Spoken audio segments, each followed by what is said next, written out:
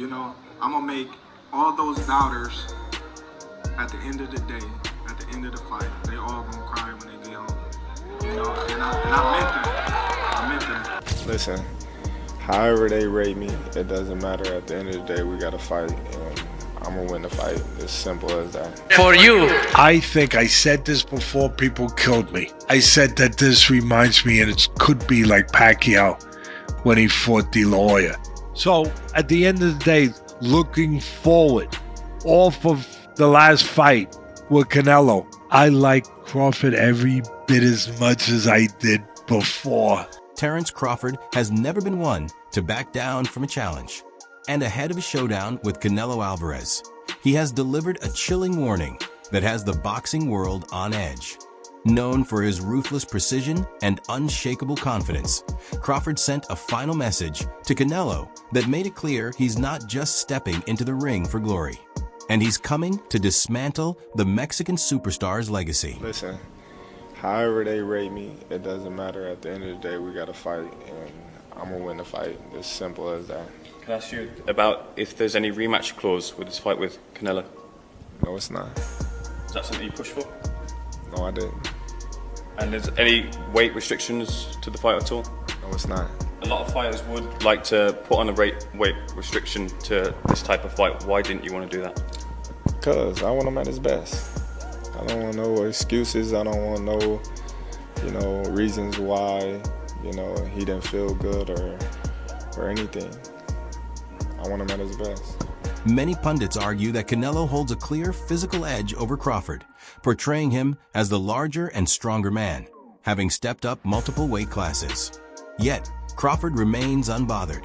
He emphasizes that sparring with bigger opponents has been a constant throughout his career, from heavyweights to light heavyweights, as part of his regular preparation. His camp reinforces this narrative, noting that even when Crawford was lighter, he consistently trained with bigger partners and never faced anyone his own size in camp. This extensive experience against larger fighters, he insists, neutralizes any perceived disadvantage when facing someone like Canelo. You know, I'm gonna make all those doubters at the end of the day, at the end of the fight, they all gonna cry when they get home. You know, and I meant that. I meant that. Everybody's talking about the size and me being a smaller fighter, but if you look on the stage, I've been sparring these big dudes my whole career. Like how I'm gonna take a punch, they punch me every time we spar. So it's okay.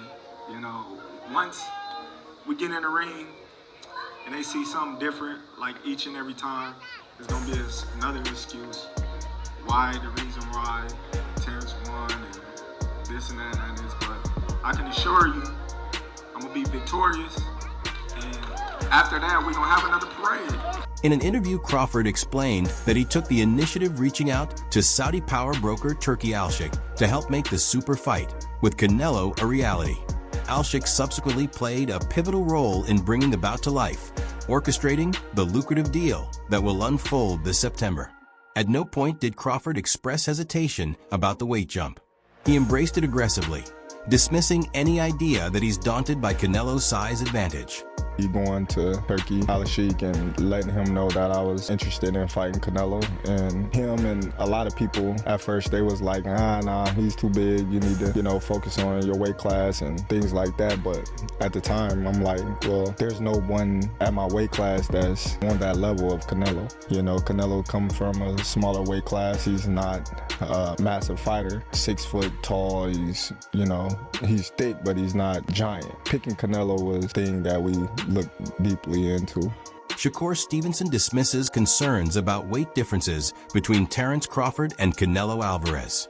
According to Stevenson, Crawford's talent, ring IQ, and all-round skills far outweigh the impact of size alone. He argues that Crawford has fought enough styles and calibers of opponents to prepare him for a challenge like this. Stevenson emphasizes that boxing is not solely about weight. It is about timing, precision, and knowing how to neutralize an opponent's advantages.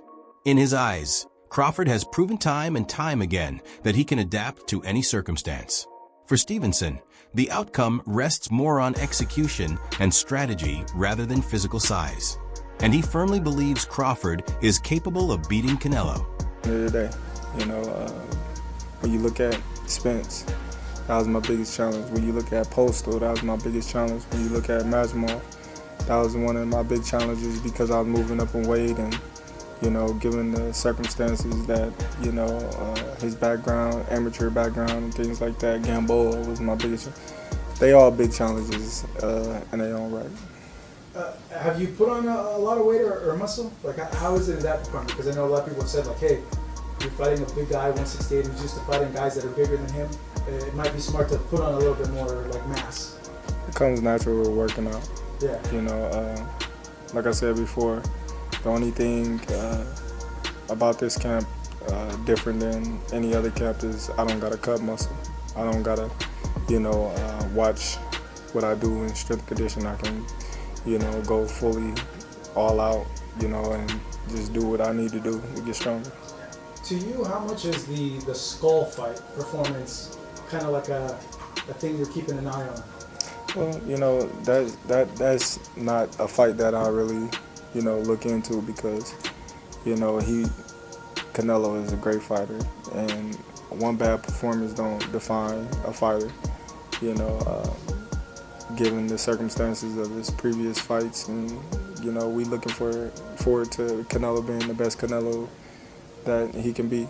Skull might not have made him get to that point where he felt any danger or any significance where he had to go to that deeper level in training or take the fight as serious as he's taking this fight.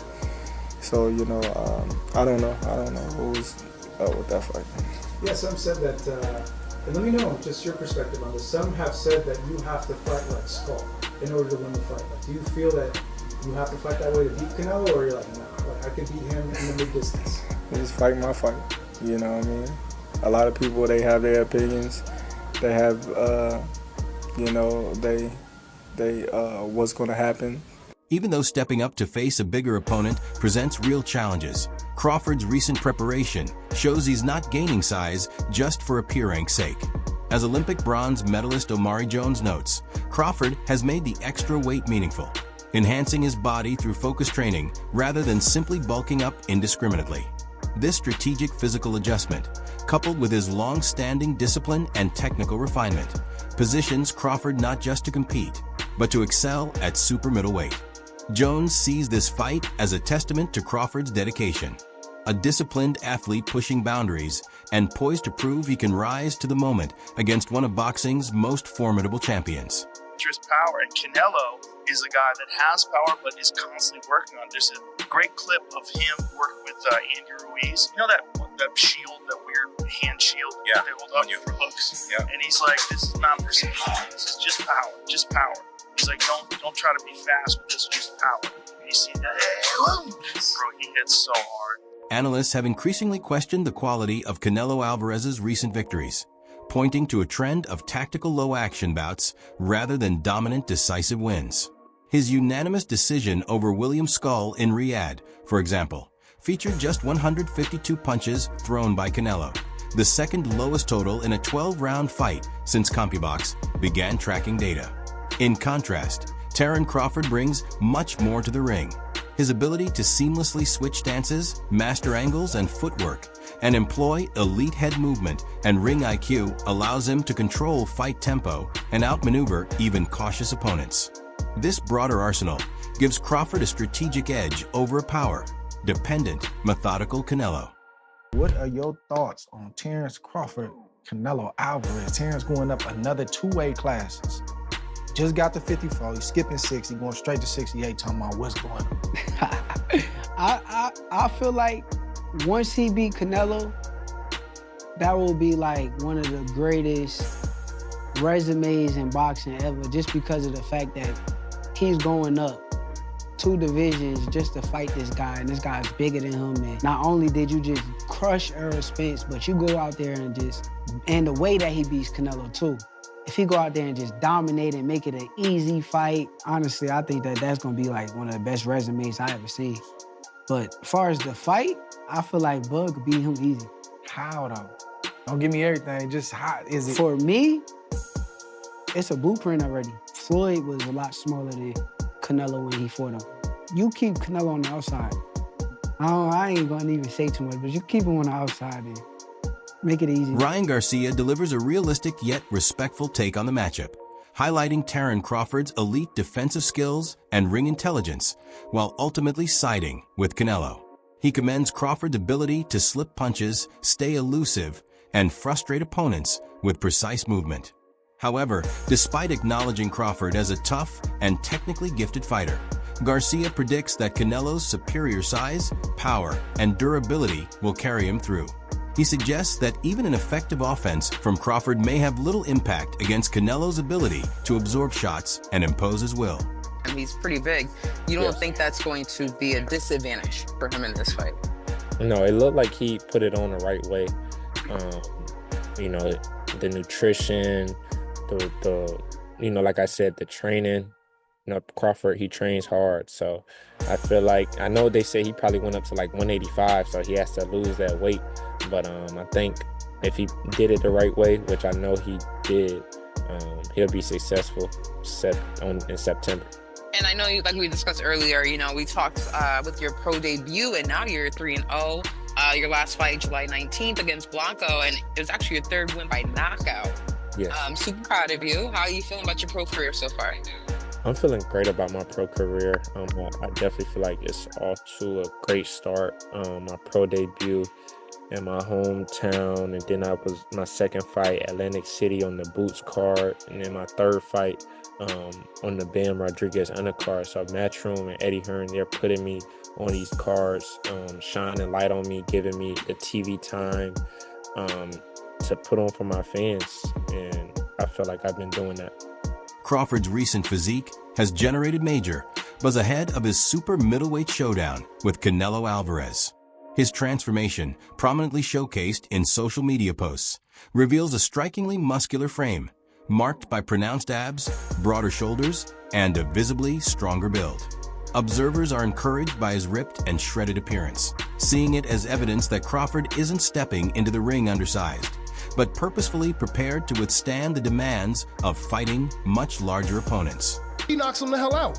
Canelo doesn't finish these guys, and he doesn't look good beating them. Shout out to the judges. The judges make Canelo look good for the past 6 fights. And so now we sit here, what is Canelo going to do against Crawford? And while some of you are saying, domination and weight, really the only thing that I hear is his weight, his power, his weight, his power, his weight, his power. And that's all that he has. But when I get to talking about Crawford, we'll dive into that. Well, to Byron's point, the last super quality fight that Canelo had was against Dimitri Bivol, and we all know what happened with that.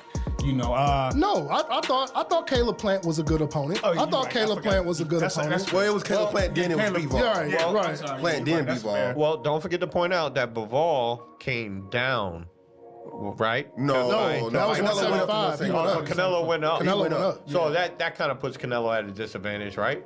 He tested. Yeah, if you want to say that. Great. If you want to say that. I mean, I can argue. But I'm not saying that's an excuse for him for losing.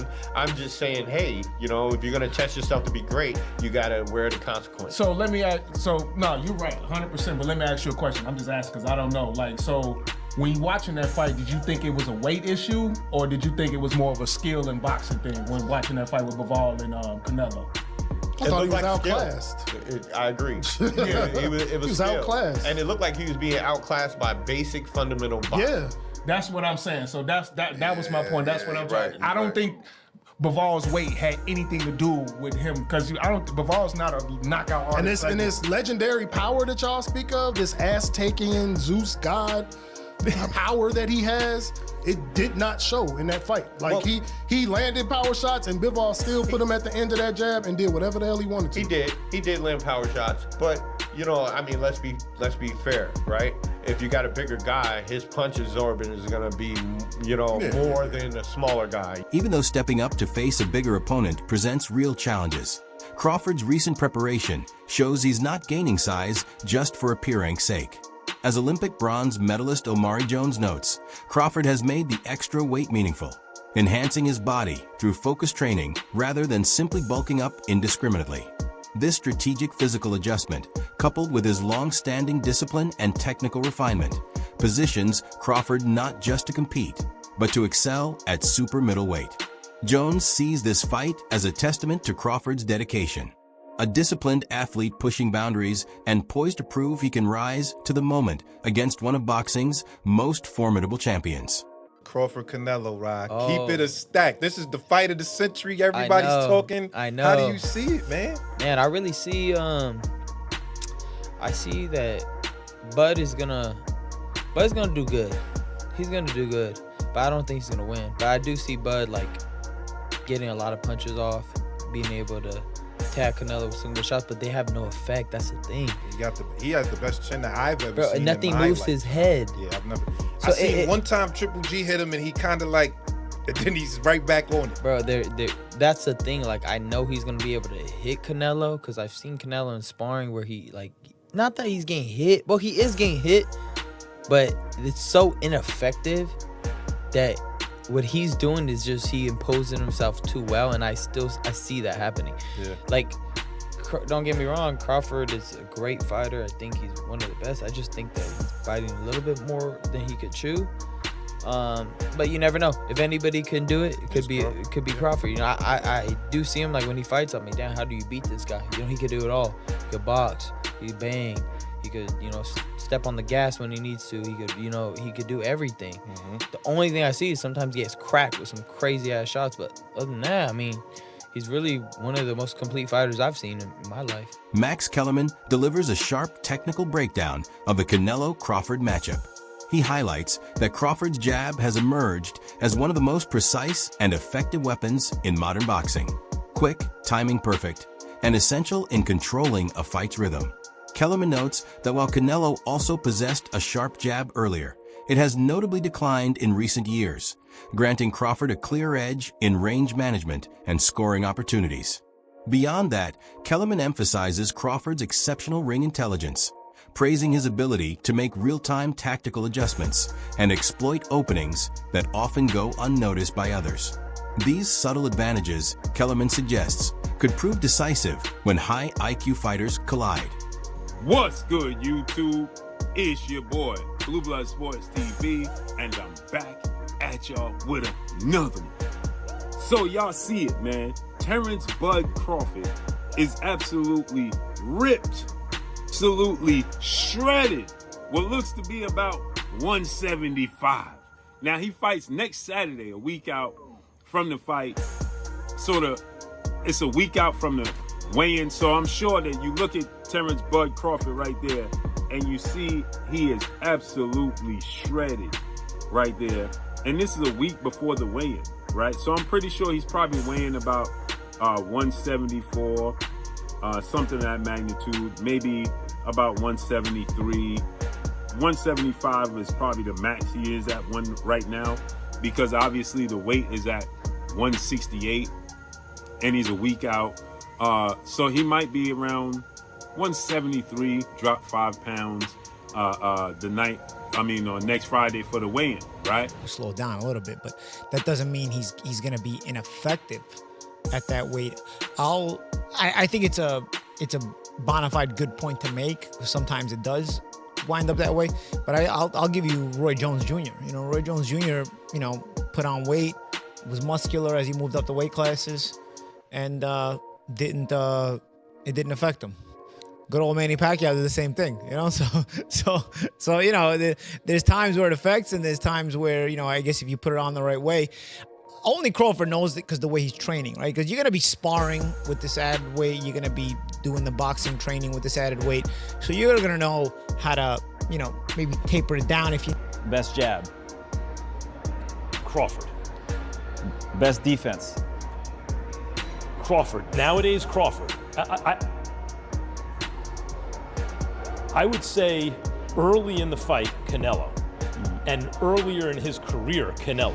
But he hasn't been that kind of fighter in recent years. Although Crawford is also hittable. With any fighter, when you talk about their defense, the question is not, can they be hit with a shot? You take punches. Everyone, the greatest defensive fighters ever get hit. Pernell Whitaker, Willie Pep, Floyd Mayweather, they all get hit. The question is, can you hit them with combinations? And both guys are hard to hit. With the two-piece, hard to hit. So who has the best footwork out of the two? In terms of cutting off the ring, last fight notwithstanding, Canelo has gotten much better at cutting off the ring.